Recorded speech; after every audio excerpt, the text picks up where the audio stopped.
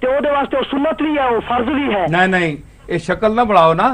بیعت دا لفظ جڑا ہے قرآن مجید وچ آیا ہے تے انما یبایعون اللہ ید اللہ فوق ایدیہم. بیعت کا فلسفہ یہ ہے کہ آپ کسی کے ہاتھ میں ہاتھ دیتے ہیں تو بیعت کا معنی ہے باہمی معاہدہ. تو حضور علیہ الصلوۃ والسلام کا جو بیعت رضوان کے متعلق جو قرآن مجید میں ذکر ہوا ہے تو یبایعون اللہ فمن نکث فانما ینکث علی نفسہ ومن اوفی بما عاہد علیہ اللہ فسیؤتیہ اجرا عظیما. اس پوری آیت کو دیکھیں نا, قرآن پڑھ رہا ہوں میں. تو اس میں یہ ہے کہ جس نے میرے اس نبی سے عہد کیا کہ میں جہاد کروں گا, آپ کی فرما برداری کروں گا, یہ وہ جو جس بات پر, مثلا عورتوں کے متعلق ہے کہ وہ جھوٹ نہیں بولیں گی, زنا نہیں کریں گی, بدکاری نہیں کریں گی, اس پر عورتوں نے بیعت کی جس کا قرآن میں بھی ذکر ہے. تو یہ مخصوص امور پر بیعت کرنا, ہاتھ میں ہاتھ دے کر وعدہ لینا ہے, بیعت کا یہی مفہوم ہے.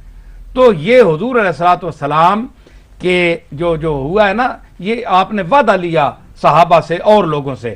تو اس کی اقتدا کو جو سمجھتے ہیں کہ چونکہ حضور نے لیا ہے, سب سے پہلی بات یہ ہے کہ یہ حضور کا خاصہ ہے. یہ حضور علیہ الصلوۃ والسلام معصوم ہیں, اور معصوم ایک غیر معصوم دنیا سے بیعت لے سکتا ہے, کیونکہ بیعت دینے والے, پیش کرنے والے غیر معصوم ہیں, بیعت لینے والا معصوم ہے.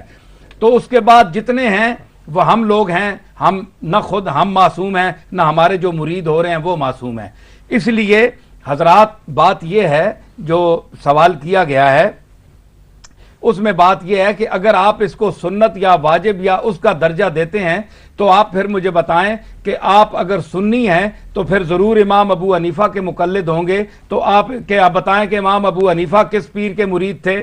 امام مالک ہے, اگر مالکی ہیں تو مالک کا نام بتائیں کہ مالک کس پیر کے مرید تھے, امام حنبل کس کے مرید تھے, امام شافعی کس شیخ کے مرید تھے. اور اگر وہ مرید نہیں تھے تو پھر وہ آپ کے نزدیک تارک سنت ہوئے. تو جو تارک سنت ہے وہ فاسق ہوتا ہے. تو کیا معاذ اللہ ان لوگوں کو آپ فاسق سمجھتے ہیں؟ تو کتنی بڑی عجیب بات ہے.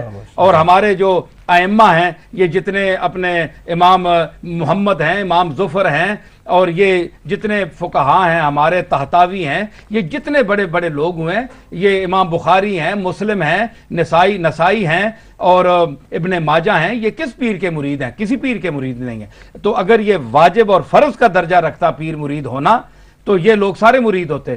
اور اگر آپ کے نزدیک یہ سنت کا درجہ رکھتی ہے تو پھر یہ سارے تارک سنت تھے. تو پھر تارک سنت کی آپ کتابیں پڑھ رہے ہیں بخاری شریف.